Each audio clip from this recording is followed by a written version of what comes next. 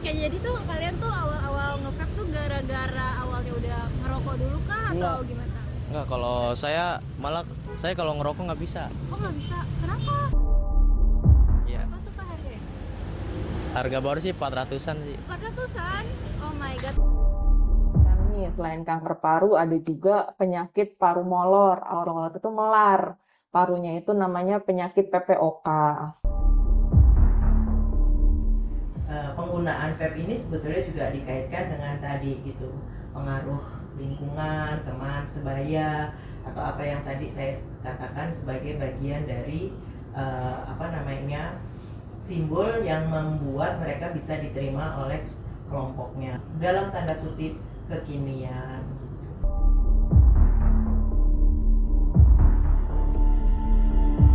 Vape atau rokok elektrik sudah tidak asing lagi bagi kita semua.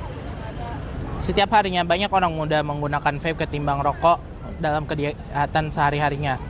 Menurut data dari BPS tahun 2025, 1,22% penduduk Indonesia berusia 15 tahun ke atas menggunakan vape. Dalam data pada tahun yang sama, 70,71% penduduk Indonesia di bawah umur tinggal bersama pengguna rokok dan vape. Dan pada tahun 2019, sebuah survei yang diadakan oleh Global Youth Tobacco Survey mengatakan bahwa 10,6% dari pelajar berusia 13-16 tahun telah mencoba vape. Data-data ini sangatlah mengkhawatirkan bagi kita semua. Dalam liputan ini, saya Iskandar Sukanayang Gautama bersama kolega-kolega saya ingin mencari tahu mengenai penggunaan vape. Dari kenapa anak-anak muda sekarang berubah menggunakan vape ketimbang dari rokok, kenapa mereka suka menggunakan vape, dampak kesehatan penggunaan vape, dan fenomena sosial di belakang anak muda menggunakan vape sebagai gaya hidup. Sekarang saya dan rekan-rekan saya sedang berada di Blok M, lebih tepatnya di Blok M Square, di mana banyak anak muda pergi untuk relax setelah seharian penuh bekerja dan belajar. Rekan saya Angelic Shannon Lee setelah berbincang-bincang dengan beberapa anak-anak muda ini untuk mencari tahu kenapa mereka menggunakan vape ketimbang merokok dan apa yang mereka sukai dengan penggunaan vape. Berikut laporannya. Halo, nama aku Dava Putra Kameswara, biasa dipanggil Kames. Kebetulan sekarang lagi in charge sebagai barista di Filosofi Kopi. Oke kakak, aku mau tanya-tanya nih, kakak tuh nge-vape ya? Kebetulan iya, aku nge-vape aktif dari tahun 2016 sampai sekarang. Kakaknya tuh udah lama ya berarti nge-vape-nya ya? Iya. Kira-kira kakak tuh kenapa sih nge-vape? Ada kayak dari perubahan dari rokok kah atau gimana?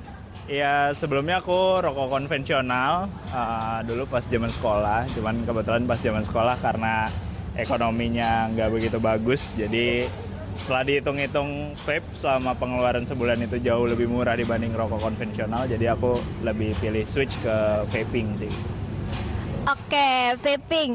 Kakak tuh paling aku dengar kan juga banyak rasa ya kalau di vape itu.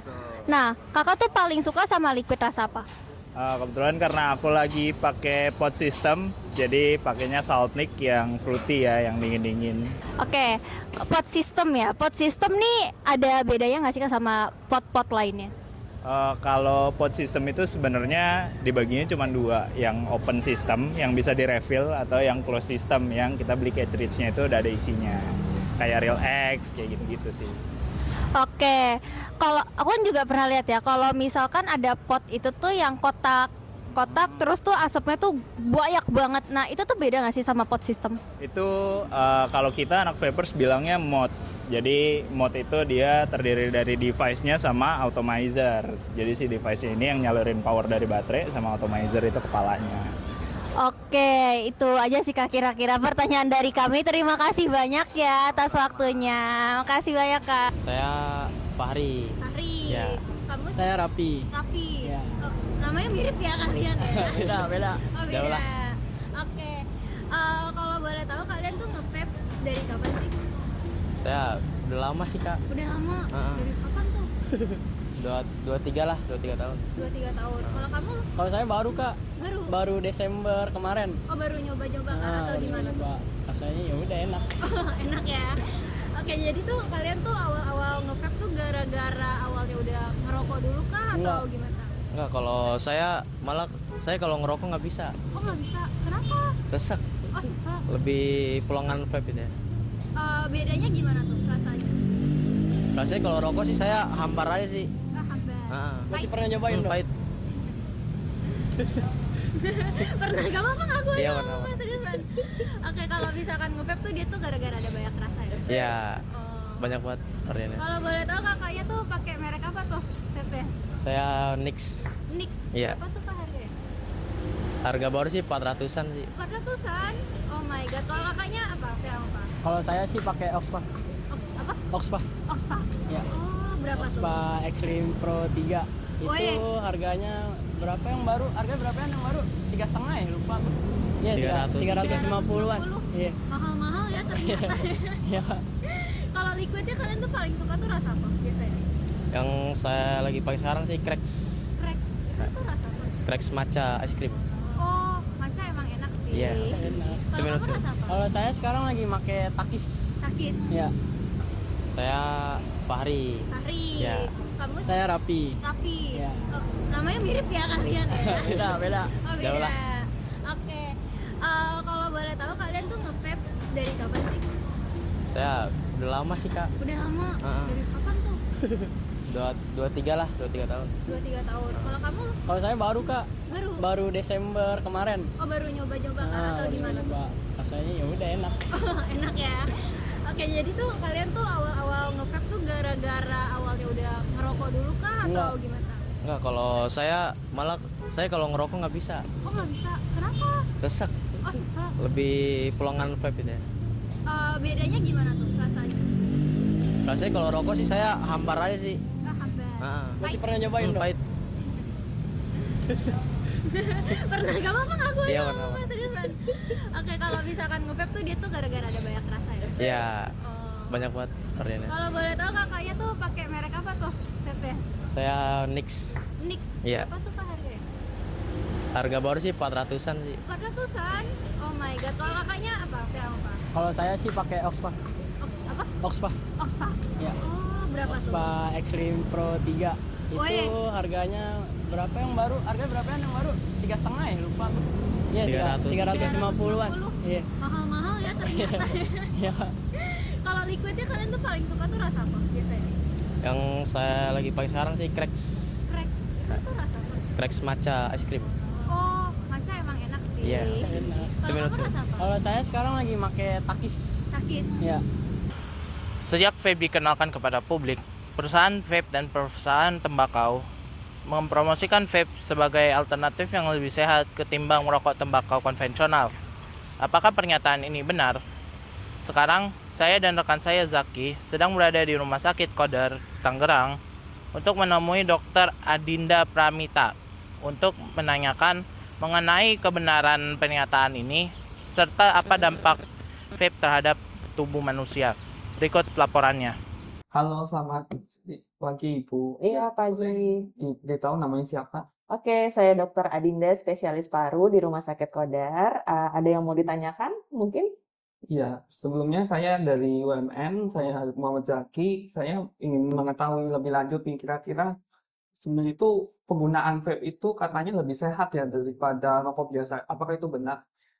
Sebenarnya tidak benar, karena sebenarnya vape itu justru lebih tidak baik atau lebih buruk daripada rokok yang di luar sana, yang rokok batangan. Karena vape itu mengandungnya banyak tuh, dia ada zat kimianya, terus juga nikotinnya. Nikotinnya itu dia lebih banyak dibandingin rokok yang batangan gitu. Jadi memang tidak benar kalau vape itu lebih bagus daripada rokok batangan.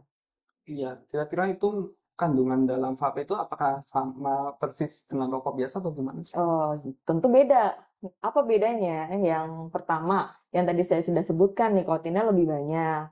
Terus yang kedua, di vape itu ada zat perasa. Kan kalian bisa tahu ya, di luar sana ada yang rasa buah, rasa sayuran, atau rasa vanila, atau rasa-rasa yang lain lah ya. Yang memicu itu justru zat kimianya itu yang lebih berbahaya dibandingin rokok batangan. Selain itu juga si zat kimianya itu bisa bikin zat pemicu kanker gitu. Jadi sebenarnya dua-duanya sama memicu kanker paru, tapi vape ini dia lebih cepat untuk memicu kanker parunya. Biasanya itu kalau misalnya untuk yang biasanya pengguna vape itu Mm-mm. lebih mudah kena kanker paru, kira-kira itu berapa lama ya? Untuk durasi kanker paru berapa lama, yang bisa puluhan tahun, tapi mungkin bisa lebih cepat. Entah itu estimasinya berapa tahun, tergantung genetik sama tergantung paparan yang dia gunakan. Misalnya contoh, pasien dengan vape yang dia pakai vape-nya setiap 1 jam sekali. Ada juga yang vape-nya cuma sebagai 3 kali sehari. Nah, justru penggunaan vape yang lebih sering, ya itu akan lebih cepat terkena untuk parunya, akan memicu kanker paru gitu. Kira-kira selain kanker paru tuh ada dampak apa lagi ya Bu bagi kesehatan? Oke, kalau dari saya sebagai dokter paru, mungkin saya sebutkan nih, selain kanker paru ada juga penyakit paru molor. Apa sih molor? Molor itu melar. Parunya itu namanya penyakit PPOK. Terus juga ada yang ngehits nih, popcorn lung. Jadi parunya itu seperti popcorn yang kalian lagi nonton XX1 atau nonton bioskop kan makan popcorn tuh. Ya. Nah, bedanya popcornnya itu ada di dalam paru. Jadi gara-gara vape itu, jadi parunya itu seperti popcorn lung. Itu untuk paru sendiri. Kalau dari yang lain nih, organ lain bisa jadi sakit jantung, bisa jadi tekanan darah tinggi, hipertensi, atau juga bisa ke stroke atau ke otak gitu. Iya. Tapi kira-kira untuk sejauh ini ada pasien yang mengeluhkan masalah parunya itu gara-gara vape nggak? Banyak sekali. Apalagi sekarang trennya udah berubah. Kalau zaman dulu, waktu sebelum ada vape kan dengan rokok batangan ya. Jadi yang datang ke pasien paru yang datang tuh ya justru udah usia tua. Kalau sekarang pasien paru udah bukan usia tua lagi, usia muda seperti kalian-kalian yang suka nge-vape pun banyak sekali yang datang gitu dengan gejala-gejalanya yang banyak, beraneka ragam gitu. Untuk gejalanya itu kira-kira apa? Apakah misalnya sesak nafas saja atau gimana? Betul, yang paling sering ya sesak nafas, sulit bernafas, batuk, mual, muntah, pusing. Nah, itu yang paling sering ke poliparu ya dengan sesak nafas dan berdebar-debar gitu. Sebenarnya kalau dalam tubuh manusia itu kira-kira yang lebih berbahaya itu apakah misalnya yang dampaknya langsung itu ke laki-laki atau perempuan yang maksudnya? Sama-sama, nggak ada beda jenis kelamin. Jadi kalau misalnya yang nge-vape laki atau perempuan, itu efek sampingnya akan sama saja. Nah, ditambah kalau yang perempuan, mungkin nanti efek sampingnya lebih ke kesuburan. Nanti pada saat sudah menikah, saat sudah mau mempunyai anak, mungkin tingkat kesuburannya akan lebih tidak subur dibandingkan yang hidup sehat yang tidak vape. Itu aja sih pembandingnya. Iya. Kalau misalnya untuk pasien vape yang mungkin udah mau berhenti vape itu kira-kira anjuran dari dokter itu seperti apa? Anjuran. Iya. Oh, sebenarnya untuk berhenti merokok atau berhenti nge-vape itu sama saja. Yang pertama, diniatin dulu dalam dirinya mau berhenti atau tidak. Karena kalau niat dalam dirinya nggak mau berhenti, nanti lama-lama juga ujung-ujungnya nge-vape lagi atau balik lagi ke rokok gitu. Jadi kalau misalnya yang pertama diniatin dulu, yang kedua durasi nge-vape-nya mungkin dari yang sehari misalnya 10 kali, bertahap diturunin jadi 5 kali, ntar 3 kali, atau sekali, atau lama-lama jadi stop gitu. Ya, sebenarnya itu juga bergantung juga sama penggunaan vape yang digunakan, enggak sih? Tuh. Oke. Mungkin pesan terakhir untuk dokter, untuk para pengguna vape atau mungkin orang-orang yang pengen berhenti vape tuh kira-kira pesan dokter apa? Iya, buat semuanya yang sedang memakai vape ya, atau yang penggunaan paling sering vape, ternyata vape itu lebih berbahaya loh dibandingkan rokok, karena yang tadi saya udah bilang, karena zat nikotinnya lebih banyak, zat kimianya ada, terus juga ada pemicu kanker paru, yaitu seperti zat formaldehid. Nah, itu lebih bahaya, jadi jangan beranggapan atau salah kaprah kalau vape itu lebih bagus daripada rokok, karena vape itu ternyata lebih berbahaya daripada rokok. Dah, Iya, baik. Terima kasih buat Iya. wawancaranya. sama-sama. Teman-teman, ada dua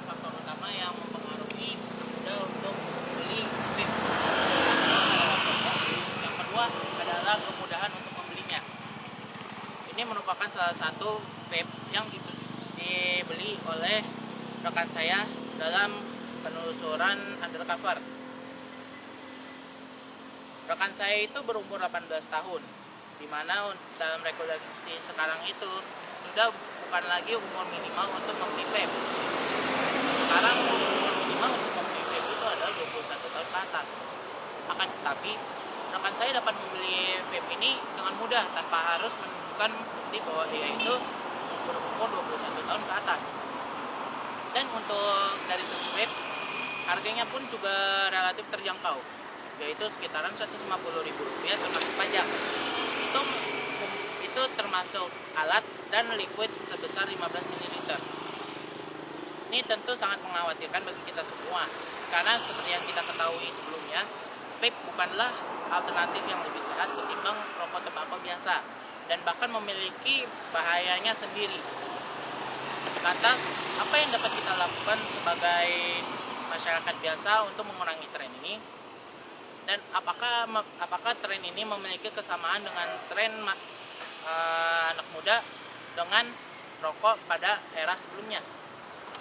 Sekarang saya dan rekan-rekan saya sedang berada di Universitas Indonesia untuk berbicara dengan Ibu Ida, salah satu pakar dan dosen sosiolog yang ada dalam Fakultas Ilmu Sosial dan Ilmu Politik. Beliau akan memberikan wawasannya mengenai persamaan tren anak muda dengan rokok dan masa lampau dengan tren orang muda dengan vape sekarang. Beliau akan memberikan insight-nya mengenai apa yang dia telah amati mengenai tren ini dan apa yang dapat kita lakukan sebagai masyarakat sosial biasa untuk mengurangi tren ini. Berikut liputannya.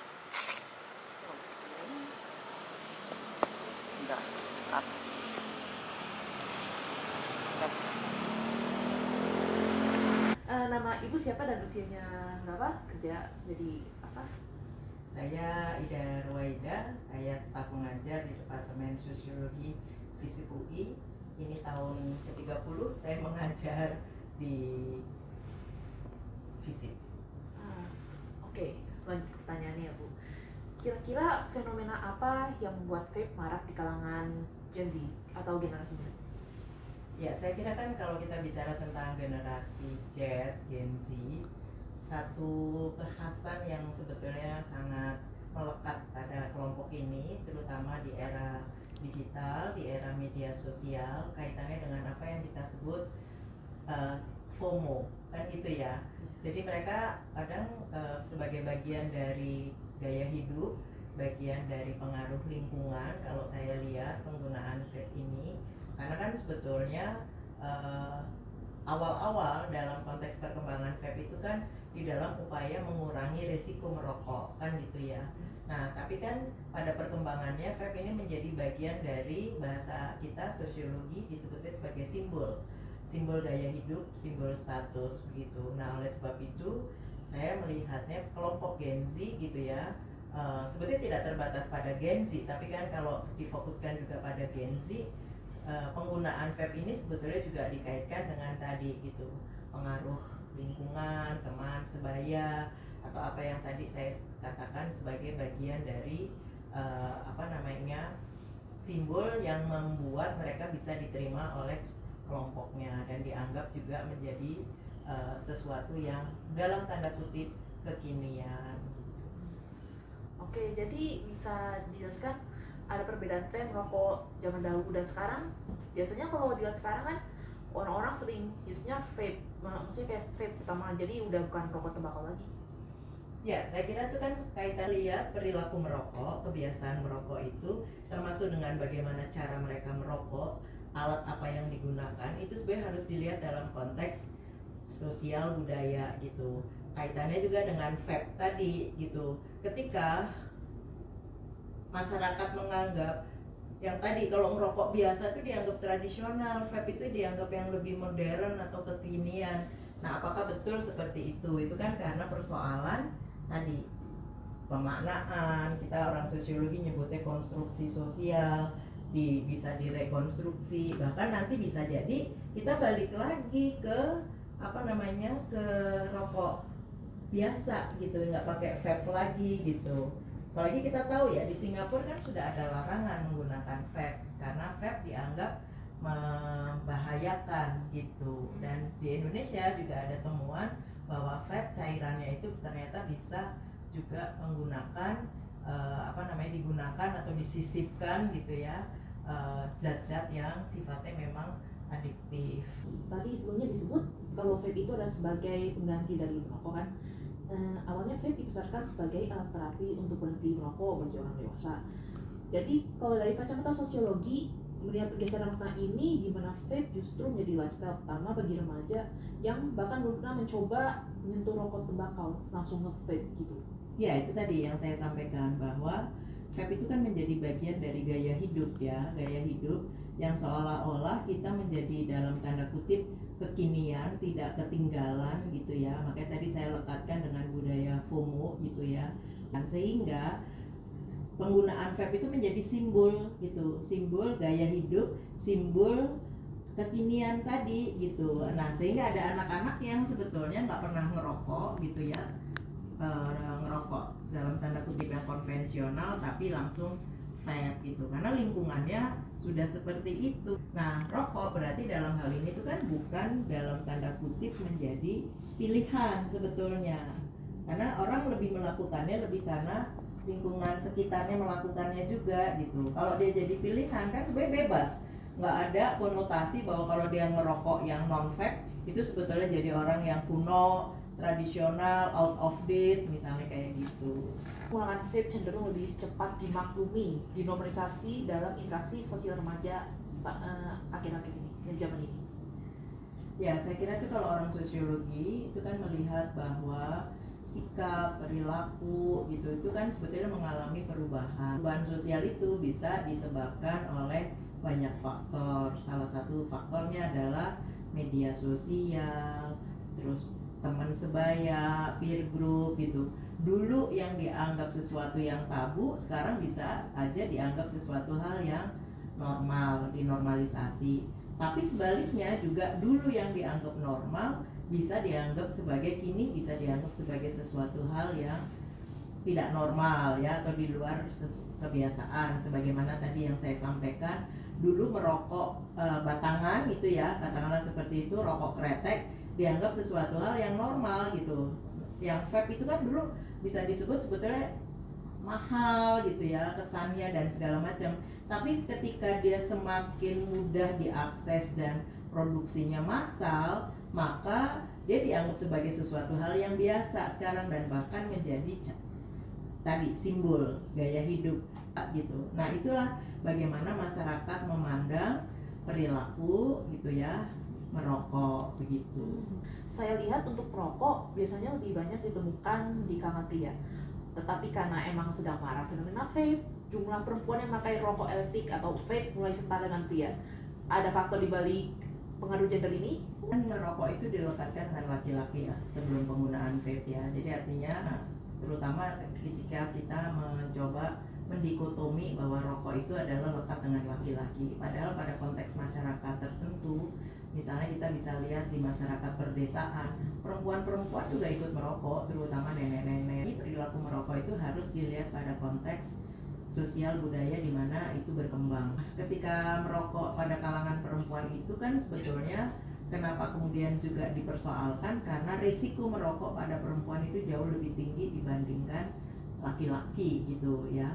Termasuk dalam hal ini misalnya bicara tentang potensi CA dan sebagainya. Belum lagi kaitannya juga dengan reproduksi, organ-organ reproduksi gitu. Tapi fenomena merokok pada perempuan itu bukan satu fenomena baru, terutama di dalam konteks di masyarakat perkotaan ya gitu. Karena itu menjadi juga bagian dari gaya hidup sebetulnya di satu sisi ya. Tapi saya tadi menyampaikan bahwa perempuan merokok di perdesaan bukan sesuatu hal yang baru gitu ya di konteks masyarakat tertentu ya. Fenomena FOMO dan algoritma media sosial merekayasa tekanan sosial digital membuat remaja. Kenapa bisa membuat remaja merasa harus ikut nge-vape agar dianggap relevan? Gimana tuh dari kacamata sosial? Ya, saya kira kan kalau kita bicara tentang terutama generasi Z, itu kan generasi yang dianggap sebagai generasi digital born ya. Jadi artinya memang mereka lahir sebagai generasi digital.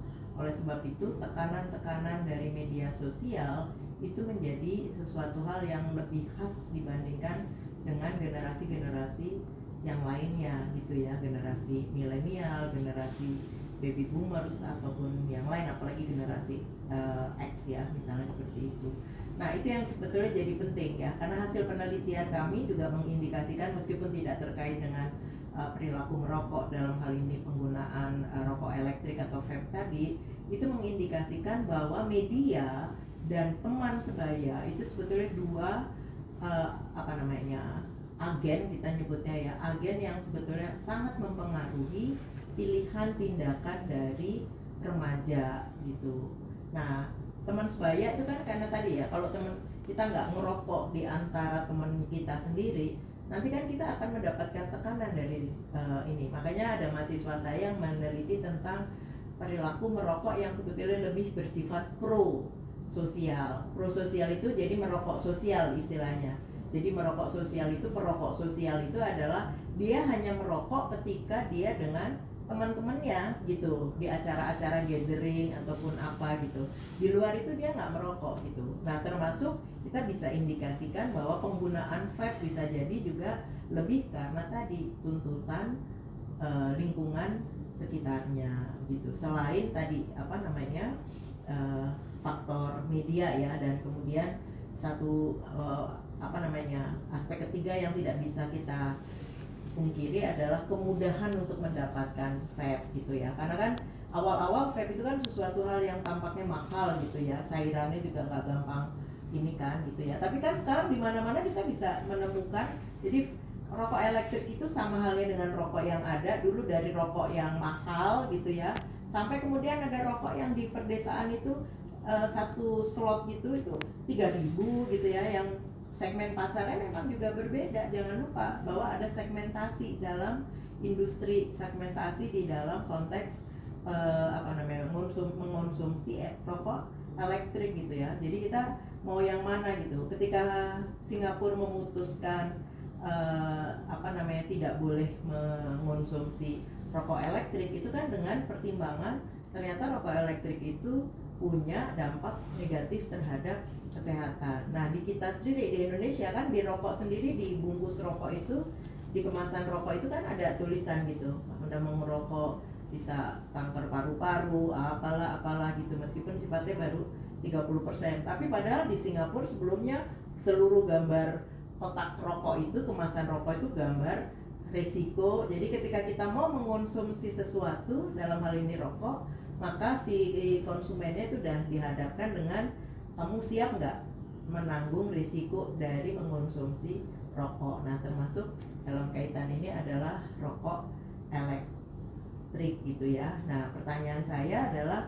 ketika remaja-remaja Gen Z mengonsumsi rokok elektrik atau vape itu, apakah mereka juga paham tentang risiko dari vape tersebut? Karena mereka lebih banyak menggunakan atau mengonsumsi vape itu karena tuntutan sosial, bukan karena kebutuhan diri sendiri. Itu yang tadi saya sebutkan, apakah penggunaan vape itu menjadi pilihan atau lebih karena tekanan. Jadi bahasa singkatnya, apakah itu by choice? Kalau by choice berarti dia tahu risikonya gitu ya, atau by force. Kalau by force kan berarti karena tekanan-tekanan sosial yang sebetulnya bisa jadi dia juga tidak tahu makna atau alasan kenapa menggunakan vape.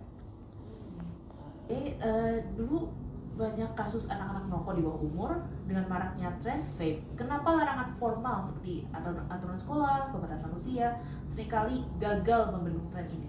Jadi ada aspek resistensi atau pemberontakan khas remaja terhadap otoritas yang bermain di sini. Nah, dalam situasi tertentu, kenapa normalisasi atau toleransi terhadap rokok elektrik menjadi lebih luas gitu ya, lebih cair dibandingkan dengan rokok yang dalam tanda kutip tembakau gitu. Jadi pemanaan tentang rokok ini menjadi bagian yang penting yang tadi saya sampaikan, kaitannya juga dengan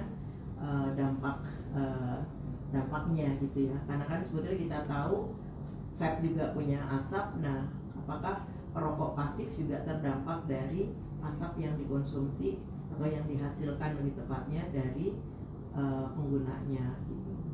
Pembelajaran sosial tentang risiko itu sebetulnya masih minim.